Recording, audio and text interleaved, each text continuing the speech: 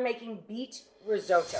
We just put the wine in a pot, 1 bottle of Rosso di Montalcino with 2 or 3 cups of chicken or vegetable stock. Obviously, if you want this to be a vegetarian dish, use vegetable stock. I have both. I put in a little bit of both, actually.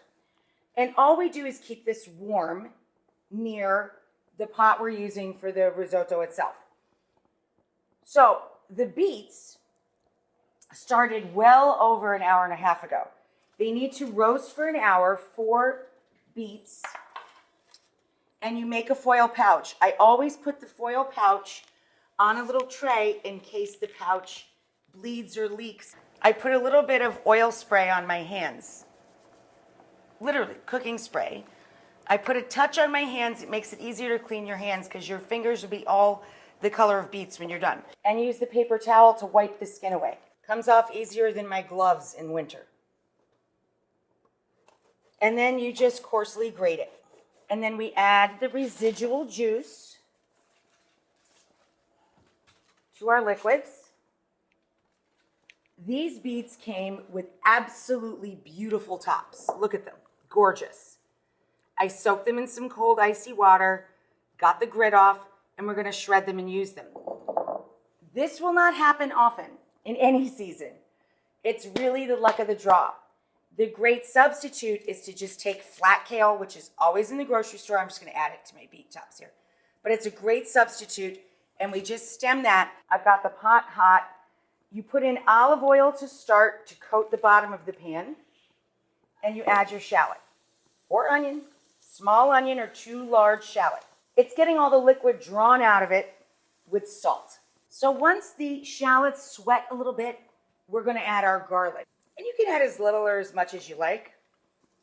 And I work over medium to medium high heat for risotto.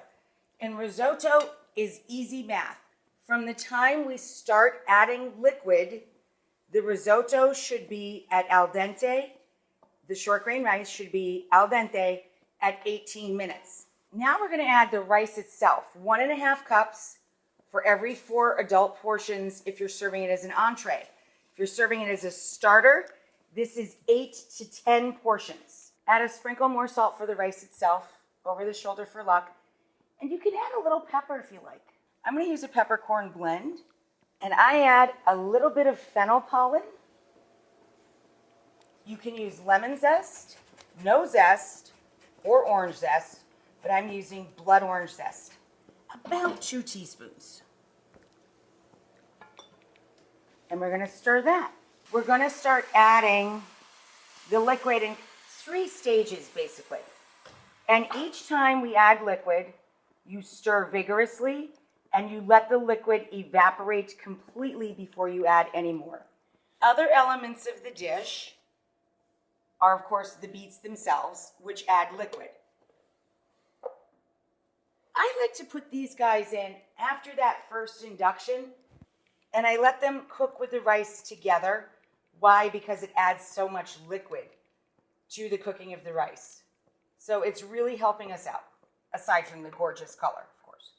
So I'm wilting in most of our greens. And now we do that fun part when we finish any risotto. We add the butter at the end and the cheese. A few tablespoons of butter and the cheese of your choice. I use about 1.5 ounces total of a combination of Parmigiano Reggiano and Pecorino, so sheep's milk and cow's milk. And we stir, stir, stir, stir, stir. And see this consistency? See how it's pourable? You really want it to be porridge-like. And then we have our beautiful herbs. We're gonna put a little bit through and save the rest for on top. This is the parsley, mint, and dill. And I have an egg cooking down here. I'm just gonna put a lid on it for a second. Trap the heat, cook the top a bit. And this is what we want, pourable. That beautiful porridge-like consistency in the bowl. And when it's just set, boop, we slide it right on top. We put a couple of those extra raw greens around from our reserved beet green, and just a tiny sprinkle of our herbs up on top. And there you go.